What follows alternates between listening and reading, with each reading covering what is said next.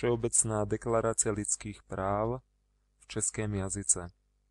Toto je nahrávka LibriVox.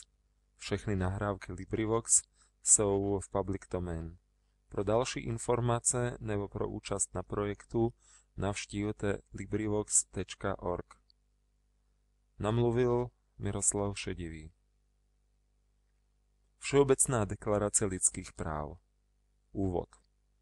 U vědomí toho, že uznání přirozené důstojnosti a rovných a nescizitelných práv členů lidské rodiny je základem svobody, spravedlnosti a míru ve světě, že zneuznání lidských práv a pohrdání jimi vedlo k barbarským činům urážejícím svědomí lidstva a že vybudování světa, ve kterém lidé zbavení strachu a nouze se budou těšiti svobodě projevu a přesvědčení, bylo prohlášeno za nejvyšší cíl lidu, že je nutné, aby lidská práva byla chráněna zákonem, nemali být člověk donucen uchylovat se, když vše ostatní selhalo k odboji proti tyranii a útlaku, že je nutné podporovat rozvoj přátelských vztahů mezi národy, že lid Spojených národů zdůraznil v chartě znovu svou víru v základní lidská práva, důstojnost a hodnotu lidské osobnosti, v rovná práva mužů i žen a že se rozhodl podporovat sociální pokrok a vytvořit lepší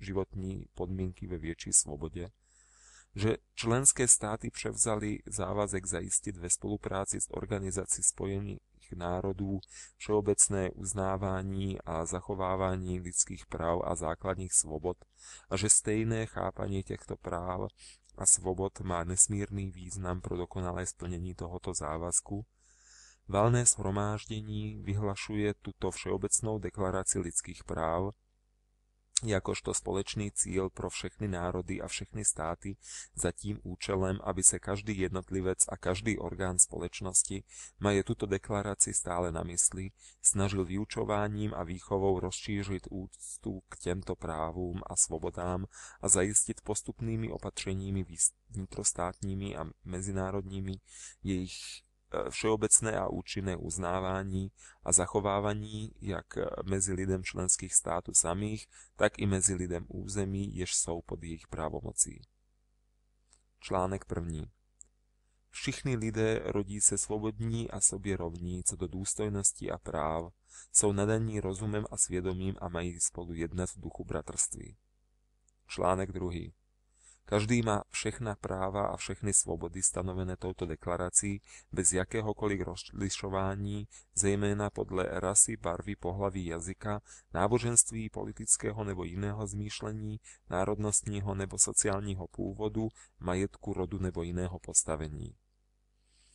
Žádný rozdíl nebude dále činěn z důvodu politického, právního nebo mezinárodního postavení země nebo území, k nímž určitá osoba přísluší, ať jde o zemi nebo území nezávislé nebo pod poručenstvím, nesamosprávné nebo podrobené jakémukoliv jinému obmezení suverenity.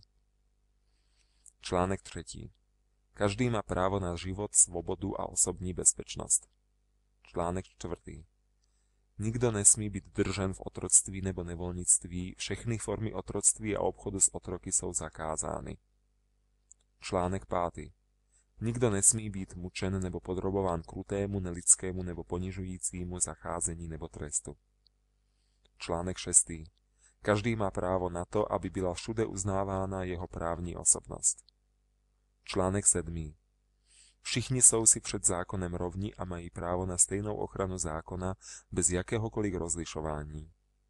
Všichni mají právo na stejnou ochranu proti jakékoliv diskriminaci, která porušuje tuto deklaraci, a proti každému podněcování k takové diskriminaci. Článek 8. Každý má právo, aby mu příslušné vnitrostátní soudy poskytly účinnou ochranu proti činům porušujícím základní práva, která jsou mu přiznána ústavou nebo zákonem. Článek 9. Nikdo nesmí být svévolně zatčen, držen ve vazbě nebo vyhoštěn do vyhnanství. Článek 10.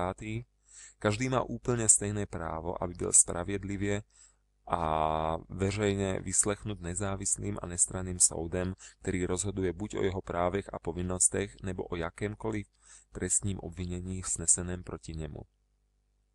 Článek 11. Za prvé, Každý, kdo je obviněn z trestného činu, považuje se za nevinného, dokud není zákonným postupem prokázána jeho vina ve veřejném řízení, v němž mu byly zajištěny veškeré možnosti obhajoby. Za druhé, nikdo nesmí být odsuzen pro čin nebo opomenutí, které v době, kdy byly spáchány, nebyly trestné podle státního nebo mezinárodního práva. Rovněž nesmí být uložen trest těžší, než jakého bylo zde použit v době, kdy byl trestný čin spáchán. Článek 12. Nikdo nesmí být vystaven svévolnému zasahování do soukromého života, do rodiny, domova nebo korespondence, ani útokům na svou čest a pověst. Každý má právo na zákonnou ochranu proti takovým zásahům nebo útokům. Článek 13. Za prvé, každý má právo volně se pohybovat a svobodně si volit bydliště uvnitř určitého státu. Za druhé, každý má právo opustit kteroukoliv zemi i svou vlastní a vrátit se do své země. Článek 14. Za prvé, každý má právo vyhledat si před pronásledovaním útočiště v jiných zemích a požívat tam azylu. Za druhé, toto právo nelze uplatnit v případě stíhání skutečně odůvodněného nepolitickými zločiny nebo činy, které jsou v rozporu s cíli a zásadami Spojených národů.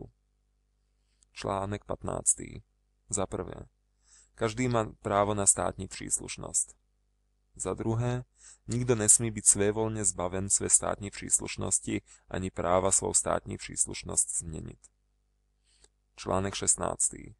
Za prvé, muži a ženy, jakmile dosáhnou plnoletosti, mají právo bez jakéhokoliv omezení z důvodu příslušnosti rasové, národnostní nebo náboženské uzavřít sňatek a založit rodinu. Pokud jde o manželství, mají za jeho trvání a při jeho rozvázání stejná práva. Za druhé, sňatky mohou být uzavřeny jen se svobodným a plným souhlasem nastávajících manželů. Za třetí, rodina je přirozenou a základní jednotkou společnosti a má nárok na ochranu ze strany společnosti a státu. Článek 17. Za prvé, každý má právo vlastnit majetek jak sám, tak spolu s jinými. Za druhé, nikdo nesmí být svévolně zbaven svého majetku. Článek 18. Každý má právo na svobodu myšlení, svědomí a náboženství. Toto právo zahrnuje v sobě i volnost změnit své náboženství nebo víru, jakož i svobodu projevovat své náboženství nebo víru sám nebo společně s jinými, ať veřejně nebo soukromně vyučováním, prováděním náboženských úkonů, bohoslužbou a zachováváním obřadu. Článek 19. Každý má právo na svobodu přesvědčení a projevu. Toto právo nepřipouští, aby někdo trpěl újmu pro své přesvědčení a zahrnuje právo vyhledávat, přijímat a rozšiřovat informace a myšlenky jakýmikoliv prostředky a bez ohledu na hranice. Článek 20. Za prvé, každému je zaručena svoboda pokojného shromažďování a sdružování. Za druhé, nikdo nesmí být nucen, aby byl členem nějakého sdružení. Článek 21. Za prvé, každý má právo, aby se účastnil vlády své země přímo nebo prostřednictvím svobodně volených zástupců. Za druhé, každý má právo vstoupit za rovných podmínek do veřejných služeb své země. Za třetí, základem vládní moci budiž vůle lidu. Ta musí být vyjadřena správně prováděnými volbami, které se mají konat v pravidelných obdobích na základě všeobecného a rovného hlasovacího práva tajným hlasováním nebo jiným rovnocenným postupem, zabezpečujícím svobodu hlasování. Článek 22. Každý člověk má jako člen společnosti právo na sociální zabezpečení a nárok na to, aby mu byla národním úsilím a mezinárodní součinností a v souladu s organizací a s prostředky příslušného štátu zajištěná hospodářská, sociální a kulturní práva nezbytná k jeho důstojnosti a k svobodnému rozvoji jeho osobnosti. Článek 23. Za prvé, každý má právo na práci, na svobodnou volbu zaměstnání, na spravedlivé a uspokojivé pracovní podmínky a na ochranu proti nezaměstnanosti. Za druhé, každý bez jakéhokoliv rozlišování má nárok na stejný plat za stejnou práci. Za třetí, každý pracující má nárok na spravedlivou a uspokojivou odměnu, která by zajišťovala jemu samému a jeho rodině živobytí odpovídající lidské důstojnosti a která by byla doplněna